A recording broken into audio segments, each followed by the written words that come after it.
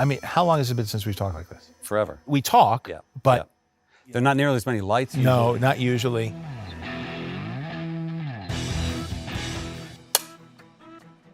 I think it's worth asking you, why did you sign up for this independent movie? Because setting the time period, the Raimi, the first few Spidey films had come out, the first few X-Men films had come out. There'd been Tim Story's Fantastic Four, 1 at least, maybe 2 was in production, and they had all been varying degrees of successful.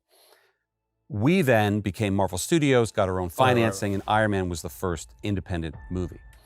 And something that now, 15 years on, everybody knows about you is that you are incredibly forward-thinking. I remember having a conversation with you early on. You were talking about, basically, and not in these words, the power of IP and the power of IP to bring in the eyeballs, which I always thought, oh, is that why you signed up for this independent studio? I think it's IP linked with technology. Yes. When we talk about Iron Man, I think that there was an opportunity for something that I grew up with, that character and those books and the Marvel characters. And Iron Man was not by any means my favorite at the time when I was younger. But I knew him and I knew his origin story, and I had an understanding of the Avengers, though I leaned more towards the Hulk, or characters like that, or Spider-Man from Queens like me. And then there was also what was happening with CGI, with like the Transformers and such. So hard surface CGI was looking really good. And so it's like, okay, this might be the moment where this all clicks together. And I had come in... Practical. Because I had, practical, because that's what I was doing on Zathura. Totally. So remember, the reason I got there was you saw in it, oh, Jon understands how to do visual effects. And then I think we were able to break out because it was a combination of casting Robert, Gwyneth, the right people, Jeff, the whole gang. There was like a really good talent pool. When it came to the dialogue and how we shot it, there was a lot of latitude. I don't want to see this on your MySpace page. Please, no gang signs. No, throw it up, I'm kidding. Yeah, peace. I love peace. I'll be out of a job with peace. Well, and that tone that you and Robert discovered on that movie, I would say became the template in a way for much of what the MCU became. And it was very consistent with Stan Lee's tone. Right. But that tone of a little bit of a fun, a little bit of a subversiveness, but then also a heart and an earnestness to it too. Yep. That I think was really, really cool. When the audience opens themselves up to laughter, you can then also sneak them in with the emotion. Right. And I think that is why people combo. talk about a Marvel formula. Humor is a big part of it, because that's what we want to go see in theaters, but because then we get the instant feedback. But you had come more from the action realm, which I didn't know. Yep. And so we were trying to recut these scenes to get a cheer at the end of the set pieces. And I could never get like a cheer. And you would always be like, we can really get a cheer. I was like, I don't know. But I could get a laugh at the end of it. And so you could sometimes trade out and get a laugh at the end of an action sequence. Whether it's the fire extinguisher spraying him or him falling through the thing or the crashing into the sand or... That movie in particular, and you and Robert on that movie, it's the balance, right? Between, poking fun at it or taking the piss out of a moment, but also, and this is what you both are so good at, taking it seriously. And I remember we added the ADR line when Tony comes out of the cave and takes all the bullet hits, and then we added this very earnest, my turn. And then he lights the flames. And there was a high degree of cheesiness there, but Robert killed it, and I think that's one of those cheer moments.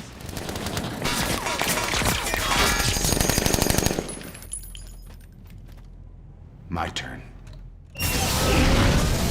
It wasn't really until we cast Robert that I fully understood what the take was. And once it was Robert, then it was like, I know what every decision became a lot easier. Should we talk about that? Because I think that's probably one of the greatest decisions in the history of Hollywood. And everybody has good days and bad days. And I remember on later movies, we'll talk about on 15th anniversary of those, there were dark days. And I would say to Robert, we wouldn't be in this mess if it wasn't for you. Meaning, we wouldn't have a studio if it wasn't for him. That's true. Or you. Tell me your memories of where that idea came from. Because there were some other people. There were, and I've talked about it. I remember that Robert had come in for a general on it. And I remember you had all met with him already for like Dr. Doom or something on another project. I think I think he had come through on maybe Fantastic Four. Right. So everybody sort of knew who he was. And I remember sitting down with the guy and I was like, geez, he just got it in it. He's got that spark in him and his eye, and he's ready. And that's when we were in your office and we were pointing to his headshot and saying, we got to try to figure this out. Yeah. That was enough to get us a screen test. I assure you the day weapons are no longer needed to keep the peace cell happily transist to manufacturing bricks and beams for baby hospitals, making hemp pants and the like. But until that time, can I get you a drink? But then once it was him, that's when my life got a lot easier because understood the voice of the character, and then one by one, people were just signing on board. Yep. Because now it became something interesting to Gwyneth, people. Jeff. Gwyneth, Yep. Jeff, it all galvanized at that point. And then people were just popping in because it was cool. Paul Bettany, At your service, sir. who I had worked with on Wimbledon, just doing a voice, and Yep. Clark Gregg, Yep. who's my neighbor. So, but it felt like a cool project to go to somebody and say, hey, we're doing this with this. Oh yeah, I'll come, I'll do a voice, I'll do it. But even the way you describe it is a cool. I remember, not that you were high strung or stressed before that, but I remember I was and still am. I remember a shift when I remember you even saying once Downey was signed and it was done and he was in, you were like, oh, good. Now I can just make the movie. Now I can just have fun. I and make know the what movie. it is. Yeah. And so a lot of it when you're directing, it's you have to have a point of view that has to last you years. And if you don't have that, I don't know how you do it. So that's part of it, that's the alchemy of it, of getting the right people together and getting the right vision for it. It's not a director down thing. It's a group thing that emerges. Yes. And you're making a lot of decisions, but the thing kind of takes on its own energy. And then him coming on, it clicked it. And then we started working together more at that point too, and figuring it out because it became a concrete thing we were going to do. So he was that puzzle piece that made it all work. And I would argue that going to Comic-Con when that footage first showed was the other shoe falling, because we knew what Robert was like in this role and that he was just doing it, and we were doing rewrites with him constantly. Think of another actor. We would not have been up at night after wrap, rewriting the next day's Remember the vetting rewriting tent? the next day's scenes and improvising on the set. Yep. And so it was, he had a very, I think, a standard that he wanted to hit with, not wanting this to feel basic. He wanted to be special. We all knew that it was a big shot for us. It was certainly a big shot for me, my first full producer credit and really having all the responsibility, whether it succeeded or failed. But I also knew I had nothing to lose. So let's do, at least at the end of the day, let's end up with something we're proud of, regardless of how it does. Downey, from that first screen test, with Jimmy Rich and the suit, and then Team Downey coming in. I mean, I thought he has a team? Wow. He knew this was his shot and it was gonna work. Yeah. In 3, 2, 1.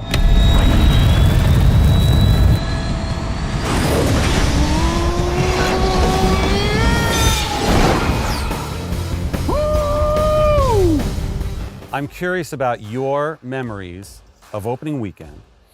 My memory of it is that, and this is strange, and I'm not sure I've thought about it like this before, is that I don't remember a lot of pressure, because in my head we'd already won even before that opening weekend, because we talk about the Comic-Con event being a big game changer. Right. When we showed that trailer, and we scrambled, because we were still, I don't know if we were still shooting, but we're certainly still in post-production in the editing room. It was a year out from release. Yes. So, and then we had that one shot with him flying at the end, because that's all we could scramble and get. We had so much practical stuff, for budget, but it also made us in a position to, we could cut a trailer together, because we had him in the Mark I moving around. And then it ended with him flying and like breaking the sound barrier. And it was like, great shot. Oh wow, this is gonna work. The Onion, I think, did a headline saying, fan favorite trailer being turned into a feature. And I remember thinking, that's right. Yes, being turned into a motion picture. That's so funny. But by the time we got towards opening weekend, it felt like, how big is big to me? Right, and they were projecting a certain number that would have been great. Yes. And then it just... Because you're 100% right, we were equating ourselves with the Fox movies of the early aughts. But they also had tracking would give you, I think still does, gives you a number.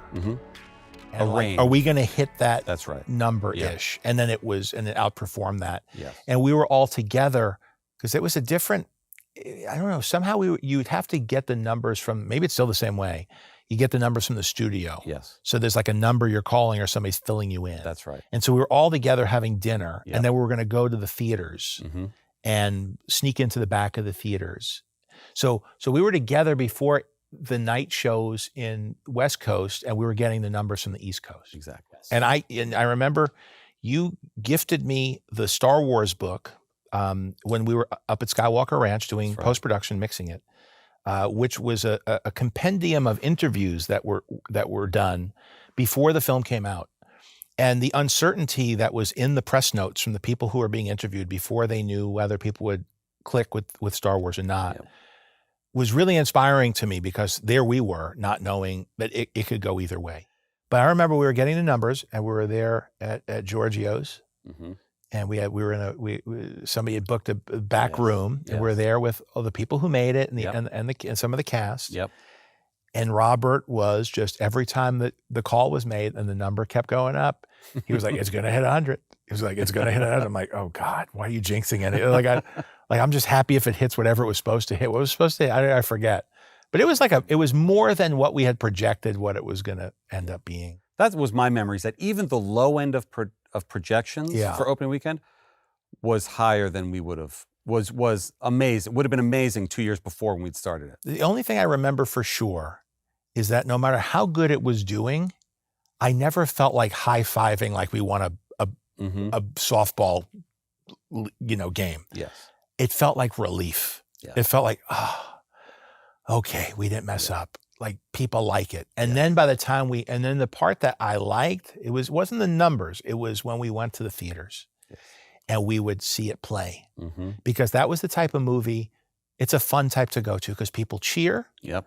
And then people also laugh. If you're doing a drama, very hard to really feel the room, Yes. because there's an energy, they get quiet, you could kind of tell if they're engaged. But when you have one of those types of movies, when people are cheering and people are laughing, for me, coming from being a performer, when you get that, it's almost like it's the same feeling you get when you're performing in front of I think you instilled that audience. in us. I think you instilled that in us. And even in those, I don't remember how many friends and families we did, 2 or 3 or 4, but when they were laughing, you knew they were in. Yeah. And going back to opening night, when we were at the Yeah. Cinerama Dome, introducing it, you and I and Downey and some of the team, to a packed audience. And Unannounced. totally unannounced. Yeah, We just went in the back. we just hit all the different theaters. and the Cinerama Dome was one of them. And many years later, I learned that Ryan Coogler, who would go on to direct Really? Black Panther, was in the audience that night. And he told me a story. This was months and months, if not a year, into working with him. Yeah. He said, "By the way, I want to tell you something. I was at the Cinerama Dome." Oh, he was in college, and he saw it. And he said that he saw the 3 of us walk past him. He'd been getting popcorn and was running in late as we were going out. And he said, "And you guys look confident. I knew the movie was going to be good. You look confident." I have no Oh, memory wow. of feeling confident at all that Me night. neither. But many years later, thinking that movie. I think he was projecting Yes, exactly. because I was in a blur. I think by the time we were announcing it, Yes. we were probably feeling good. were Yeah, feeling we were feeling good yeah. about it. We've maybe seen some Do you of those still do numbers. that? Do you still go around? We do. Almost every movie. We do. Do you go around people's houses Yeah, when when the I'm thing streaming? drops on Disney Plus? Yeah. Yes. Knock, knock, knock. That's what's been fun about me be able to pop back in to be Happy Hogan because I Oh, get the to best. like come in and be around it, and it's like I never left. It's really You never fun. did. And again, in terms of your forward thinkingness, I've told this story before, but we were in that conference room in those offices above the Mercedes dealership in right. Beverly Hills, and we were just figuring out how to do it. And I remember saying something to you like, "John, we're going to be together every day for the next 2 years. So let's figure out." And you said, "No, if this works, we're going to be together for the next 10 years." And you were wrong because it's now been 15 years. 15.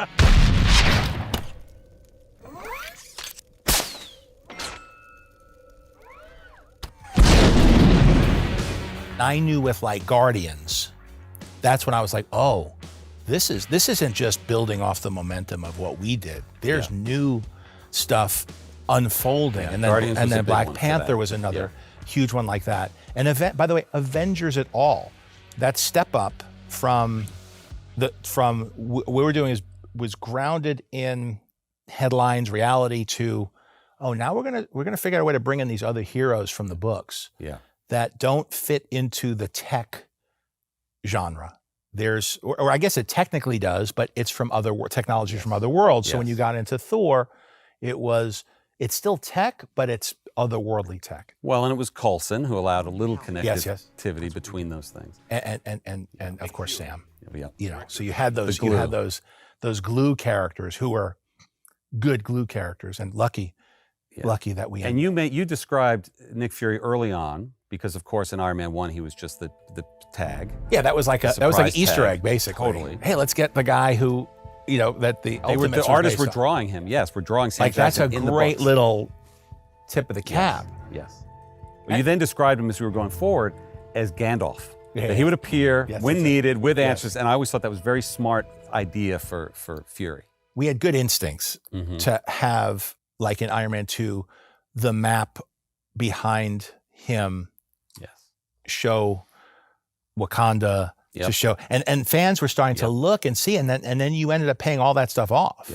Having the liberty to dream about what would be possible in success, but not to lose sight that you will not have success if whatever you're working on right now doesn't work. And of course, with Marvel, we have the comics, and we have decades and decades of the comics. And the movies now, 15 years is a very long time for a movie franchise.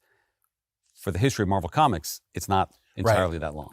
Yeah, which is what's amazing. And there's a lot of leeway too, because there's so many different versions of there's different writers who came in and different artists, and each has an era.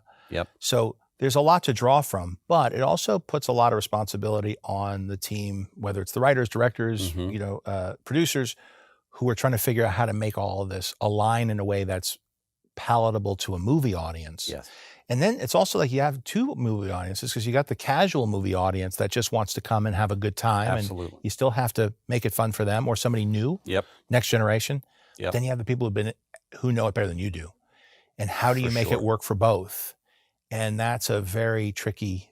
I would say that's one of the reasons we put the Nick Fury tag at the end. So it would not be intrusive or disruptive for somebody like, why is Sam Jackson here? Why is Sam Jackson in his living room? But if you've waited for those credits, you're probably. And as Edgar Wright suggested, all the way at the end of the credits. The very end. Remember when we showed it to him at Skywalker? It was just after the first few credits. He's like, nah, you got to push the whole it end. all the way. Ferris Bueller style. Yes. Who the hell are you? Nick Fury, director of S.H.I.E.L.D. I'm here to talk to you about the Avenger Initiative. It's the group of people, right? A lot of people always talk about film being collaborative medium, which it is. But you need collaborators that you trust, and you need collaborators that you trust have one goal in mind. And sometimes it takes time to read people and figure it out, but you were able to mold a group and a system there that we've tried to carry through, where we're just a bunch of nerds that want to make something cool. It very much felt that way, and it didn't feel like I was the one who was bringing that, though I'll take the compliment, but I felt that there was an enthusiasm around getting to do it. Yeah, that's the key to it all. Because that's when you started doing Marvel movies, it was long before Iron Man, and it was starting off working your way up and through. Now the movie, how many years later was invited into the film? It was just last year. The National Film Registry. The National Archives inducted Iron Man for its cultural significance. Now you went to film school, so could you give me greater context? I have no context except whenever I look up an old movie, or whenever I am going down a rabbit hole of classic films. On the Wikipedia page, there's always a mention: what year was it inducted? Or not? So it always felt to me like it meant something. That it meant something that if there's if the meteor comes and hits the planet Earth, somewhere there's a vault, a solid vault of the most important films that will spin off into space and be found someday. I like that it gives it. I don't know if that's true, by the way. That's what I'll go with that. But it's cool that it seems like it's not the genre or the type of movie that would end up in the company of other films that I hear are there. I don't know all of the criteria, but what it boils down to, I think, is culturally significant. And for that, I think it is. I think it is. Yeah. And there are a lot of markers for that, right? There's box office, there's awards, I've always thought, going back to that Making of Star Wars book that I shared, right? was To it. me, the most important thing was the test of time. Right. To win the Test of Time award. And I think getting in there was a sign to I me. think that is that the older I get, the more I realize that that's to be on a list is cool because I like that it seems to be like everybody understands what that is. But the one I really like is when I see how it's influenced other people. Yeah. And it has been remarkable how much interest has been maintained because it's so hard to be relevant for that long, for a genre, let alone a studio. What I find is interesting now is there's people who grew up with it, who this is their context. These are archetypes that are the basis for conversation. Politicians, remember Obama was like, "We're building an Iron Man suit." I'm just kidding. No, I'm not. I'm kidding. I was like, "What?" But like, it's part of the fabric. It's become something more. Yes. That's what means the most, other than being able to sit here with you 15 years later. Yeah. Here's to another 15. Truth is,